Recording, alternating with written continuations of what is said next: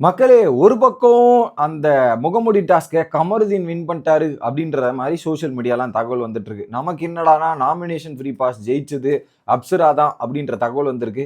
இது எப்படி, எது உண்மை, எதுக்கான பாசிபிலிட்டி இருக்கு அப்படின்றத பார்க்க போறோம். அடுத்து ஒரு பக்கம் கனியோட வில்லங்கத்தனம் இருக்கே, வேற மாதிரி பல வில்லங்கத்தனம் கனி பண்ணிட்டு இருக்காங்க. அது என்ன அப்படின்றதையும் பார்க்கலாம். இன்னைக்கு நான் பவரை யூஸ் பண்றேன்டா, நான் சூப்பர் டீலக்ஸோட மெம்பர்ன்றதை காட்டுறேன்டான்ற மாதிரி ஒரு சில பனிஷ்மெண்ட்டு எஃப்ஜேக்கு கொடுத்துட்டு இருக்காங்க ஆதிரை அப்படின்றதையும் நம்மளால பார்க்க முடிஞ்சு லைவ்ல. அடுத்து நாமினேஷனை டிஸ்கஸ் பண்ணியிருக்காங்களே பார்வதியும் திவாகர், அதை பத்தி நீங்க சொல்லியா அப்படின்னு கேட்டிருந்தீங்க. நானும் மறந்துட்டேன் நேத்து, அதை இன்னைக்கு சொல்லிடுவோம். வணக்கம் மக்களே, நேஷனல் உட்ஸ்ல இருந்து உங்கள் மணிவண்ணன். சேனலுக்கு புதுசா இருந்தீங்கன்னா சப்ஸ்கிரைப் பண்ணிருங்க.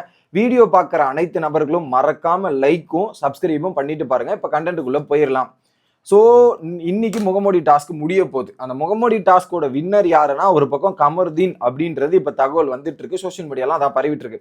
நீ என்னடா சொன்ன காலில் என்ன சொன்ன, நீ அப்சரா தான் வின் பண்ணியிருக்காங்க நீ சொன்ன, ஆனால் அதில் நாமினேஷன் ஃப்ரீ பாஸ் வாங்கியிருக்காங்க அப்படின்றது தான் தகவல் நமக்கு வந்துச்சு. ஸோ இப்போ இதுக்கான பாசிபிலிட்டிஸ் என்னவா இருக்கும் அப்படின்றது பார்த்தீங்கன்னா, ஒரு பக்கம் கமருதீன் அவருடைய ஃபோட்டோவை எடுத்துகிட்டு போய் வைக்க முடியாது, கரெக்டா? அப்போ கமருதீன் வேற யாராவது போட்டோவை எடுத்துட்டு போய் வச்சிருக்கணும். அப்சராவும் அவங்களோட போட்டோவை எடுத்துட்டு போய் வச்சிருக்க முடியாது. அப்சராவும் வேற யாராவது போட்டோவை வச்சிருக்கலாம். ஸோ எய்தர் அப்சரா கையில கமருதீன் போட்டோவோ கமருதீன் கையில அப்சரா போட்டோவோ இருந்திருக்கும். அப்ப என்ன பண்ணிருப்பாரு, கமருதீன் எடுத்துட்டு போய் அப்சரா போட்டோ வச்சிருந்தா அப்சராக்கு நாமினேஷன் ஃப்ரீ பாஸ் கிடைச்சிருக்கும் அந்த நபருக்கு. இன்னொரு பக்கம் கமருதீன் இந்த டாஸ்கோட வின்னர் ஆயிருப்பார். இதுதான் பாசிபிலிட்டி நடக்கிறதுக்கான வாய்ப்புகள் இருந்திருக்கிறது அப்படின்றதுதான் யோசிக்க முடியும். நீ முன்னாடி ஒன்று சொல்லிட்டே போகணும்னு சொல்லிட்டு நீங்கள் கேட்கலாம். பட் அதை நான் எக்ஸ்பிளைன் பண்ண வேண்டியது என் கடமை தான். அதையும் நான் இங்கே சொல்லிட்டேன். இதுதான் பாசிபிலிட்டி இருக்கிறதுக்கான வாய்ப்புகள் இருக்குது. ஏதா இருந்தாலும் இன்னைக்கு எபிசோடு பார்த்தா நமக்கு ஒரு தெளிவும் கிளாரிட்டியும் கிடச்சிரும். அதை இங்கேயும் நான் சொல்லிடுறேன். ஓகே, இது ஒன்று. அடுத்து ஒரு பக்கம் கனி நேற்று என்ன சொன்னாங்க, அந்த இஞ்சி பூண்டுலாம் போட்டுறாதீங்கப்பா, ரா ஸ்மெல்லாக இருக்கட்டும், அந்த ரா ஸ்மெல்லு வரணும், அப்போ தான் அவங்க சிக்கன் சாப்பிட்றதுலாம் கஷ்டமாக இருக்கும், இதுவாக இருக்கும்ன்ற மாதிரி பேசிகிட்டு இருந்தாங்க இல்லையா. இப்போ என்ன பண்ணுறாங்க, அதே கனி இதே இன்னொரு டீமுக்கு வேணும்னா மட்டும் அது ராஸ்மெல் இதெல்லாம் வரட்டும், இவங்களுக்கு தேவைன்னா மட்டும் அந்த இஞ்சிலாம் எடுத்து டீல போட்டுக்கலாம், யூஸ் பண்ணிக்கலாம், அதெல்லாம் பண்ணிக்கலாம். ஆனா அவனுங்க மட்டும் நல்லபடியா சாப்பிடக்கூடாது இல்ல அப்படின்ற ஒரு எண்ணம். என்ன எண்ணம் அப்படின்றதான் என்னோட கேள்வி. Simple question. ஆனா அவங்க என்னன்னா, அநியாயத்தை பார்த்து பொங்குவேன், இதுக்கேத்தா பொங்குவேன் அப்படின்னு சொன்னாங்க. அதுலயும் ஒருத்தர் நல்லா சாப்பிடக்கூடாதுன்னு நினைக்கிறீங்க பாத்தீங்களா, அதுவும் ஒரு விதமான அநியாயம் தான் நான் நினைக்கிறேன். உங்களுக்கு என்ன தோணுது அப்படின்றத மட்டும் கமெண்ட் செக்ஷன்ல சொல்லிருங்க. மக்களே கமெண்ட் செக்ஷன்ல சொல்லிருங்க. அடுத்து ஆதிரை என்ன பண்றாங்க, எஃப்ஜே கூட தான் டைம் ஸ்பெண்ட் பண்றாங்க. அது எல்லாருக்கும் உங்களுக்கு தெரியும். ஓகே, காலில இருந்து எஃப்ஜே கூட தான் இருக்காங்க. அவர் தூங்கி எழுந்தவொடனே போய் அங்க உட்காந்துக்கிட்டாங்க, இதெல்லாம் பண்ணிருந்தாங்க காலில இருந்து. இப்ப என்ன பண்ணிட்டாங்கன்னா, எஃப்ஜே சொல்றது கேட்கறது இல்லை. ஸோ ஒரு பக்கம் எஃப்ஜே வேணான்றான், இன்னொரு பக்கம் இவங்க போயிட்டே இருக்காங்கன்னு வச்சுக்கோங்களேன். என்ன பண்றாங்க, காலைல எஃப்ஜே சொல்றது கேட்கல கிச்சன்ல இருந்து.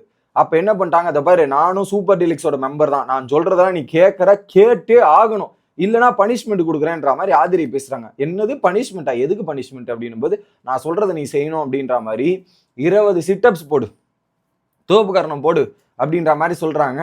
அவரும் 20 சிட்டப்ஸ் போடுறாரு. 20 போட்டு முடிச்சுட்டு போதுமா முடிஞ்சிச்சா அப்படின்ற மாதிரி சொல்றாரு. இது முடிஞ்சிச்சுன்னு சொல்லும் போது அதை உட்காந்து பார்வதி பார்த்துட்டு இருக்காங்க. பார்த்துட்டு இருந்த பார்வதி, ஓஹோ நீ 20 சிட்டப்ஸ் போட்டுல, நானும் உங்ககிட்ட ஒன்று கேட்குறேன், என்னன்னா என்ன உப்பு மூட்டை தூக்கிட்டு போறியா அப்படின்னும் போது உடனே எஃப்ஜி ஓகே பண்றேன், நான் பண்றேன்னு சொல்லிட்ட உடனே பார்வதி ரெடி ஆயிட்டாங்க. சரி இதோ வரண்டா, நீ மைண்டு மாறத்தாங்கட்டி என்னை உப்பு மூட்டை தூக்கின்னு போடான்ற மாதிரி ஆயிட்டாங்க. அப்பதான் தோப்புக்காரனை போயிட்டு முடிச்சான். பார்வதி வரன்னு பையன் சாக்காயிட்டு, எம்மா இப்ப வேணாம், நான் தூக்கின்னு போறேன்னு சொன்னேன், இப்ப தூக்கின்னு போறேன்னு சொன்னா இல்ல தயவு செய்து விடுங்க அப்படின்ற மாதிரி பார்வதி கிட்ட இப்படி சொல்லி நின்ட்டான். ஓகே, இது ஒரு பக்கம் நடந்துட்டு இருக்கு. இப்போ இவங்க என்ன சொல்றாங்கன்னா, எஃப்ஜேக்கு எதிராக நான் தோப்புக்காரன் வச்சிருக்கேன், பனிஷ்மெண்ட் பண்ண வச்சிருக்கேன், நானும் ஒரு சூப்பர் டீலக்ஸ் மெம்பர் தான்ட்டு. ஆக்சுவலா அதுக்கு முன்னாடி ஒரு டிஸ்கஷன்ல ரூல் பிரேக் பண்ணியாச்சு. அந்த ரூல் பிரேக் பனிஷ்மெண்ட் வந்தா என்ன இங்க அனுப்புவாங்களான்னு தெரியல, அந்த மாதிரி சம்பவங்கள் நடந்துட்டு இருக்கு. ஸோ இதுல கனியா காயிட்டேன், நான் தான் அந்த டீமுக்கு சரியில்லைல்ல, அமுச்சு விட்டுட்டோன்னு பேசிட்டு வந்துடலான்னு ரூல் பிரேக் பண்ணிட்டு இருக்காங்க. இது நேற்று நைட்டே நடந்துச்சு, அதை உங்ககிட்ட சொல்லியிருப்பேன். இது ஒரு பக்கம் போயிட்டு இருக்கு. என்னென்ன வில்லங்கத்தனம் பண்றாங்க பாத்தீங்களா அப்படின்ற மாதிரி தான் இருக்கு. இது ஒண்ணு. நேற்று நைட் ஒரு டிஸ்கஷன், ஒரு பக்கம் எஃப்ஜேவை பத்தியும் நிறைய பேரை பத்தியும் பார்வதி மற்றும் திவாகர் பேசிட்டு இருந்தாங்க. அப்போ திவாகர் என்ன சொன்னார்னா, அடுத்த வார நாமினேஷன்ல 2 பேரை நான் ஃபிக்ஸ் பண்ணிட்டேன், இதுக்கப்புறம் கமருதீன் பிரவீன் ராஜ்லாம் விட்டு தள்ளிட்டேன். என்னோட புதிய இலக்குகள் நம்மளுடைய சொந்த டீம்ல இருக்கிற ரம்யா ஜோ, அவங்க பேசுற வார்த்தைகளும் இதெல்லாம் ரொம்ப ரொம்ப தப்பா இருக்கு, அது எத்தனை போய் மக்கள்கிட்ட இப்படி சேர்க்குன்ற ஒரு இதுவே தெரியல அவங்க எப்படி இப்படி பேசலான்ற மாதிரி பொங்கி எழுறாரு திவாகர். ஸோ கண்டிப்பா ரம்யா ஜோவை நான் விட மாட்டேன், நாமினேஷன்ல போட்டு மக்கள் கிட்ட ஒரு முகத்திரையை கிழிச்சு தான் அனுப்புவேன்ற மாதிரி முடிவு எடுக்கிறாரு ரம்யா ஜோவை பத்தி. அடுத்து கானா வினோத்தும் சரியான ஆளு கிடையாது. அவருமே இன்னைக்கு நிறைய விஷயங்கள் அவனுக்கு சப்போர்ட்டா போய் பேசுனது எனக்கு தப்பா போச்சுமா, அதெல்லாம் பண்ணக்கூடாதுமா, ரொம்ப ரொம்ப தப்பு. எல்லாமே இப்படி அவனுக்காக தானே போறேன், அதை கொஞ்சம் யோசிக்கிறானா? அவர் ஆரம்பத்துல இருந்து வந்து தப்பா தான் இருக்காருன்ற கேட்டகரியில அவரு இந்த வாரம் விடமாட்டோமான்ற மாதிரி பார்வதி கிட்டே சொல்லி இந்த 2 பேரை நாமினேஷன் பண்ண முடிவு பண்ணிட்டாங்க. இன்னொரு பக்கம் பார்வதி என்ன சொல்றாங்கன்னா, அவங்களும் ஒரு சில பேரை பார்த்து வச்சுட்டு இந்த எஃப்ஜே இவங்கெல்லாம் பார்த்து பண்ணி விட்டுருமா, கரெக்டா இருக்கட்டும்ன்ற மாதிரி இவங்களும் ஒரு பக்கம் வந்து பேசிட்டு இருக்காங்க. ஸோ ஆக மொத்தத்தில் வீட்டில் இருக்கவங்க எல்லாரும் நாமினேஷனை டிஸ்கஸ் பண்ணி அது எல்லாத்தையும் பேசி வச்சு போடுறது என்ன கேம்னு தெரியல. அதனால தான் பிக் பாஸே காண்டாயிட்டு வந்து வச்சு செஞ்சிருக்காரு போல. இதுக்கு ஏதாவது ஒரு எண்டு கார்டு போட்டால் தானே சரிப்பட்டு வரும். போடலன்னா அவங்க பாட்டுன்னு பிஹேவ் இப்படியே பண்ணிருப்பாங்களே. சூப்பர், இப்படியே பண்ணுங்க, கொஞ்சம் ஸ்ட்ரிக்டான ஆக்ஷன் எடுத்தாதான் நல்லா இருக்கும்.